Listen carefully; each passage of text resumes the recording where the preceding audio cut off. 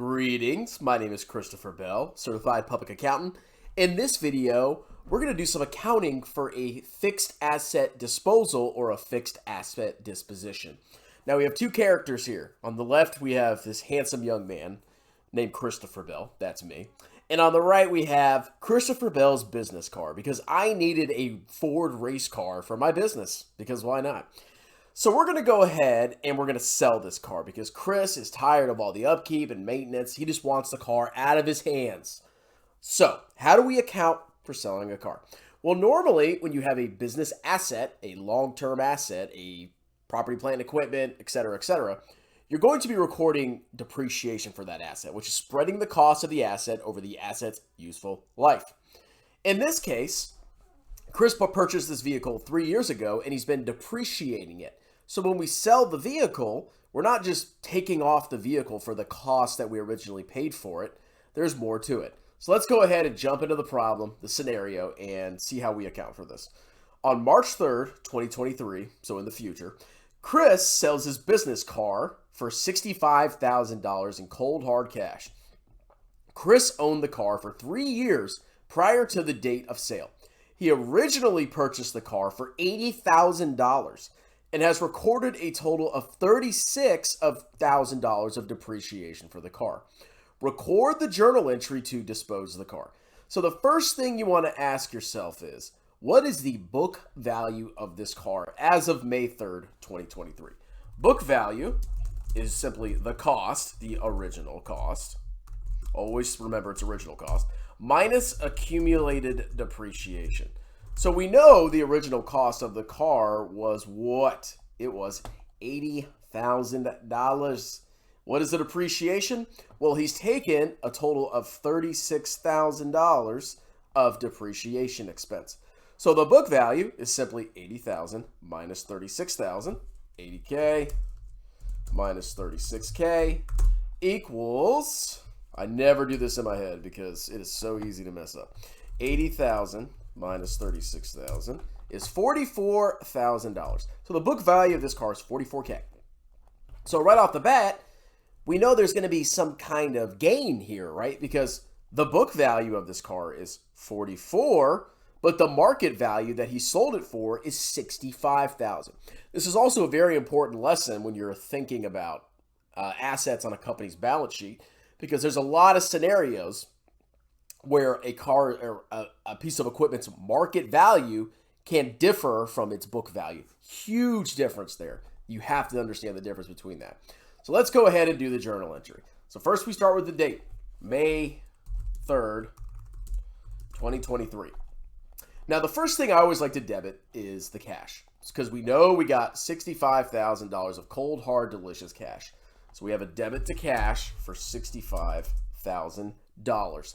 Now, the next thing you have to do is you have to remove the vehicle from your books. Now, when you think about this car that's on your books, the cost that you originally purchased it for always stays at that amount on the book. You reduce its book value by creating a contra asset called accumulated depreciation. So there's actually two things that you have to take off your books. You have to take off the original 80K that you bought the car for, and you have to take off that contra asset for $36,000. So if we're taking off a long-term asset, what is an asset normally? Well, it's normally a debit. So to reduce an asset, to get rid of it, we have to credit it out. So we're going to credit, we'll just call it car to keep it simple, a necessary business vehicle, for $80,000. So we've taken the car at its original cost off the books. Next, and you cannot forget this, is you have to take off that accumulated depreciation. Because if you left it on there, number one, your equation would be wrong, and you're not taking off every aspect of that vehicle that's on your books.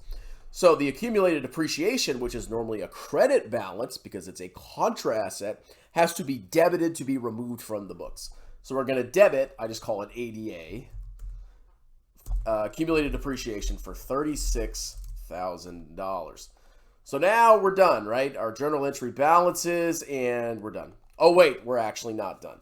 Why? Because it doesn't balance. Your debits must equal your credits. So how far are we off? We have X amount, which we're going to do the math if my calculator actually opens.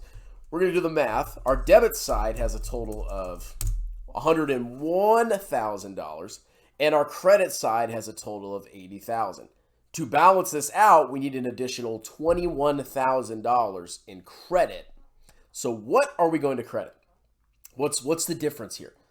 Well, it's a gain. We made money. We achieved a capital gain by selling this vehicle for a higher price than it's on our books for, than our adjusted basis for it is. Our adjusted basis that we have it for on the books. So to balance this out, we have to credit, and like I said, always do the math to check. We have to credit a gain of $21,000. Now, how do I know it's a gain? Well, a credit, and this always confused me for the longest time.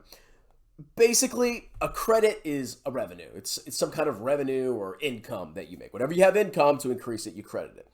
So if you have to credit something in a sale transaction, it must be a gain. Now, if the situation was reversed and we had to debit something, for example, well, guess what that is? That would be a loss, okay? In this scenario, it's a gain. So now we have our full journal entry. We have the date. We have the debits match the credits. We got our cash. We removed our accumulated depreciation. We removed the initial book value of the car that we purchased it for. And the plug is going to be gain. And that's literally it. So we update our financial statements and we're a happy camper. That's as simple as it gets. I mean, obviously it can get a lot more complicated than this. But really, as long as you remember to take off that accumulated depreciation and the cost, you'll be good. Have a wonderful day. Hope you learned something. And if you want to book a one-on-one session with me, there'll be a pinned comment below. I'm willing to teach you any accounting subject except for audit.